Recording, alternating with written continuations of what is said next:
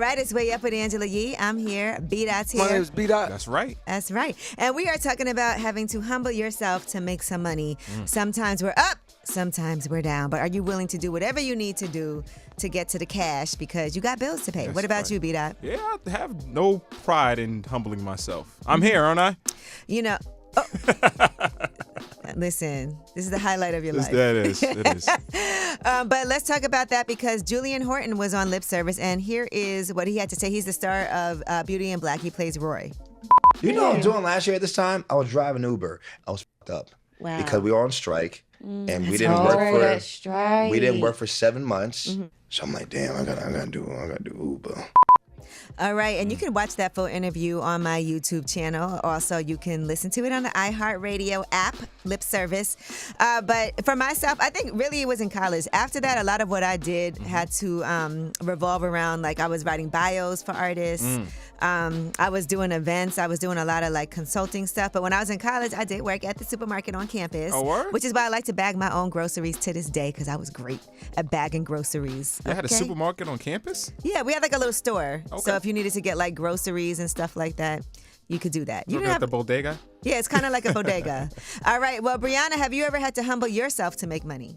Hi, Yee. Thank you for putting me on. Hey, thank you for putting us on. It's me and B-Dot. Yo. Now, what did you have to do to make some cash? So, yeah, during the pandemic, I was trying to pay for my degree, so I took the OnlyFans route. Ooh. Wow. What was on your OnlyFans? A little spicy, not too much, just a little spicy. Did you graduate? Yes, I graduated within a year. Ooh, OnlyFans ooh. paid for all of that. See, I like that. There you go. OnlyFans with a purpose. How much did you make on OnlyFans?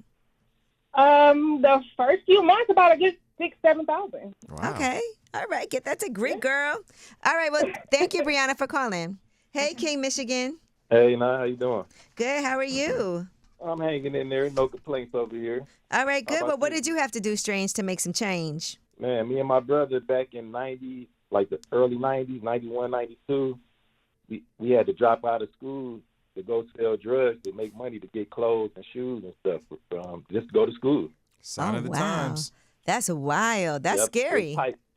Yeah, it was tight back then. This is the early 90s, so my mother was a single mother. We had a lot of younger brothers and sisters. We didn't want to ask mom. She didn't have the money.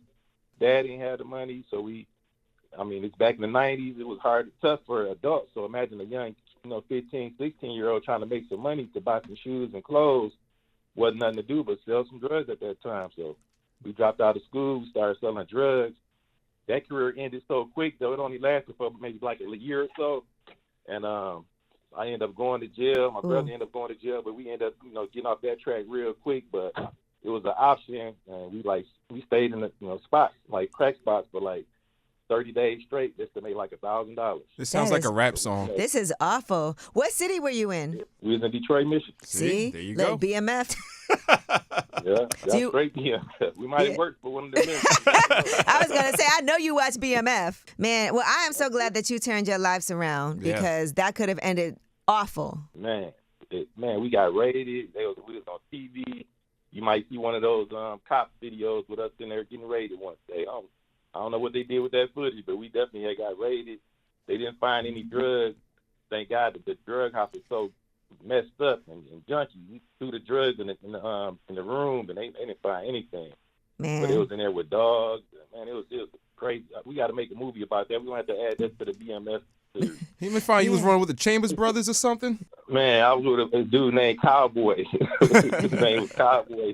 Imagine being 16 and having all of that, to have to deal with the type of trauma that comes after that. Yeah. That's wild. Well, I'm glad that you're here to tell your story, and I'm sure you learned a lot from it, too. Yes, we did.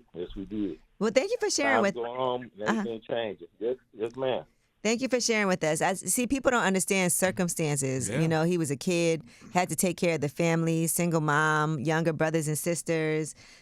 People get put in these situations and do what they have to do. Sell crack to the kids.